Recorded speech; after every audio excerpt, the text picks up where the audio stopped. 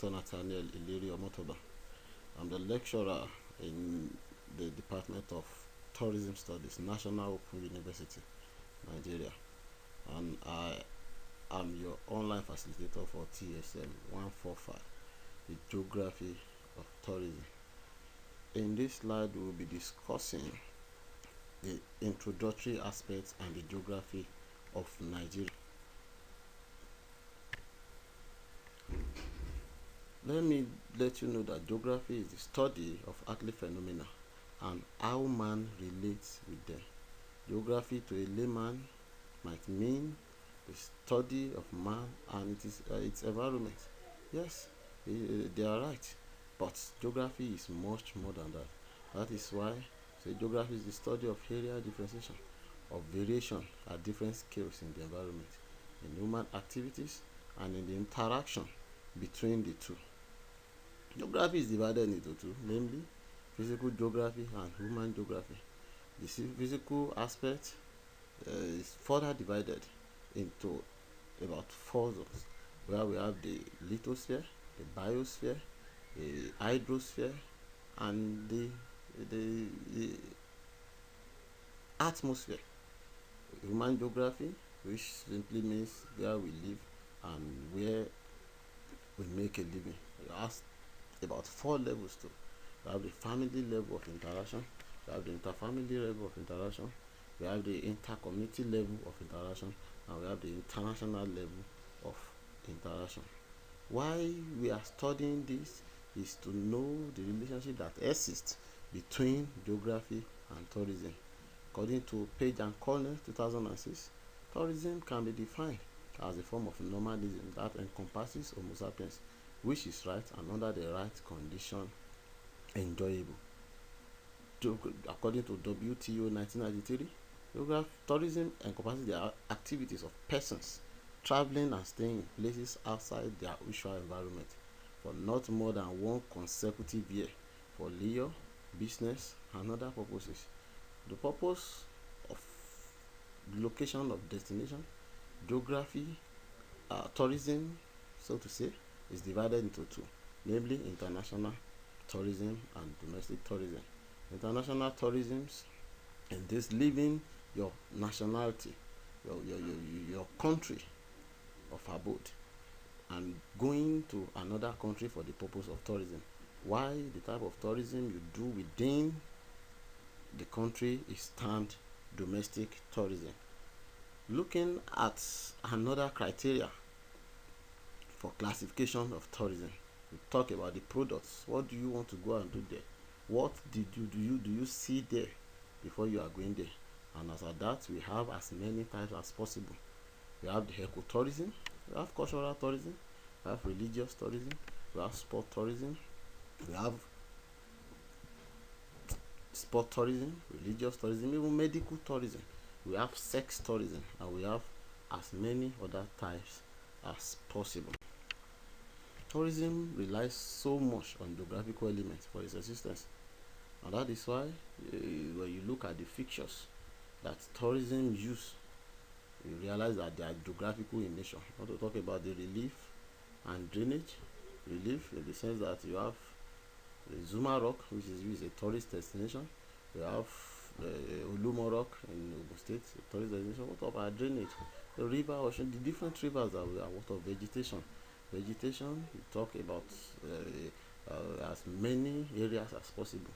How do you even know that the Sambisa forest, used by the deadly Boko Haram, used to be a tourist destination site? Different landforms also fall under that category. We have the weather and climate. Many people want to visit the Jos Plateau because of the weather condition there. We have other human features that serve as geographical elements that tourism relies so much on. Now, coming to the geography of Nigeria, you know that Nigeria is located between latitude 4 degrees and 14 degrees north and longitude 3 degrees and 15 degrees east. It covers an area of 923,768 kilometers square. It is bounded in the west by Benin Republic, or Republic of Benin, bounded in the north by Niger Republic and Chad, in the east by Cameroon, in the south by the Atlantic Ocean. And the population as of 2006 is 140, approximately 140 million inhabitants. Precisely, it is 142.5 million. By projection, the population as of 2020 is 206 million, 206 million. It has 36 states and the FCT. Here on this slide, you have the map, the political map of Nigeria, and you have all the 36 states and the FCT.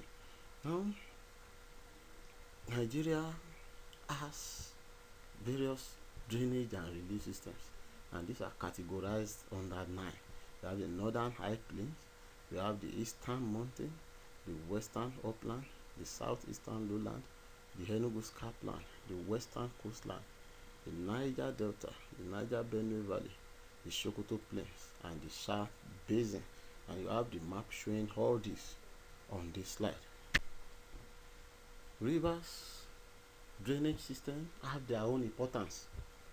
The very first one on my list here is transportation.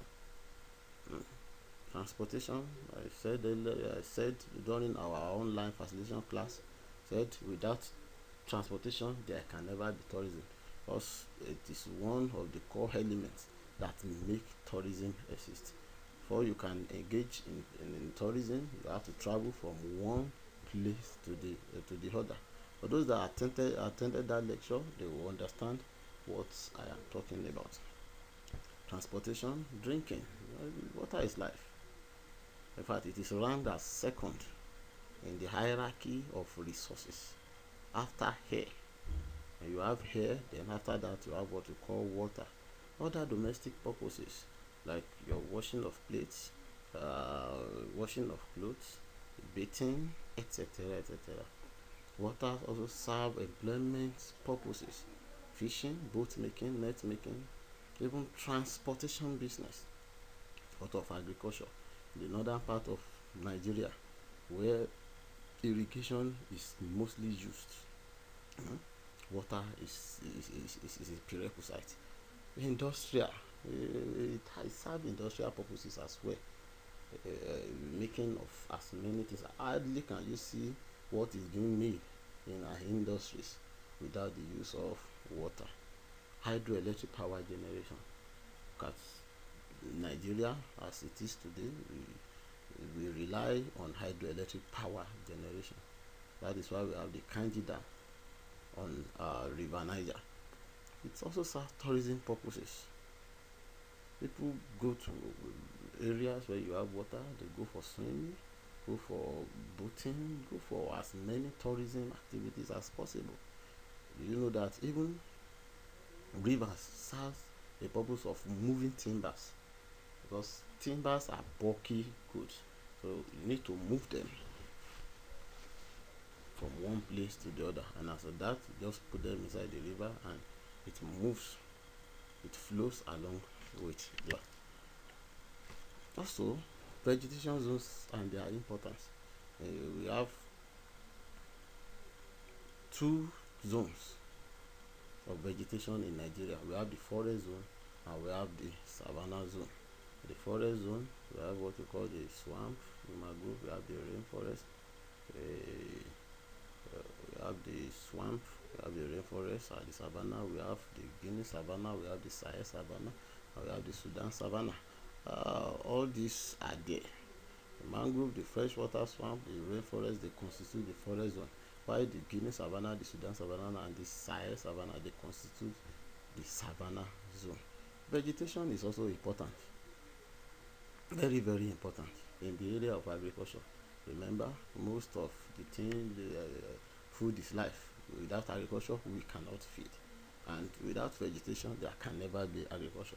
Also fishing, especially in the freshwater swamp area at the mangroves, many people engage in fishing. Lumbering is another thing. Our vegetation serve as home for our trees. So lumbering is another thing. Wildlife, there are many animals there that are there, and even this it serves tourism importance. It serves all tourism purposes. Wildlife, people go to Yankari Game Reserve to see wildlife for the purpose of tourism. Our vegetation also serve help us in the area of our health.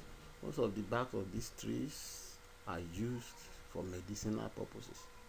Apart from that, windbreakers. Vegetation serve as windbreakers. Many houses would have been taken away by windstorm, if not for vegetation. Conclusively, realize that most geographical elements are there to make tourism thrive well, and most of these elements have been mentioned. Talk about the landmass with various geographical phenomena, which has been a blessing to tourism in the country. Talk about as many things as possible that has been aforementioned. And with this, realize that tourism and geography, they are highly interrelated. And that is why most of the time, without geography, you say there is no tourism. Sometimes we even say geography is the mother of tourism. By this small discussion, I believe that you must have gained something from what we mean by geography and tourism, the relationship that exists between them, the geography of Nigeria.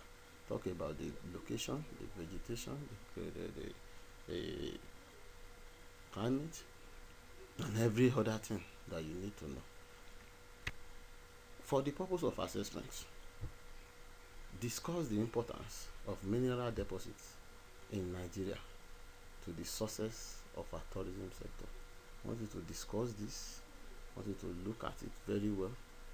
Mineral deposits, how is it related with tourism? And apart from that, how has it contributed to the success of Nigeria's tourism sector? Thank you, and God bless. I remain my humble self, Dr. Nathaniel Ileri Omotoba. Thank you very much.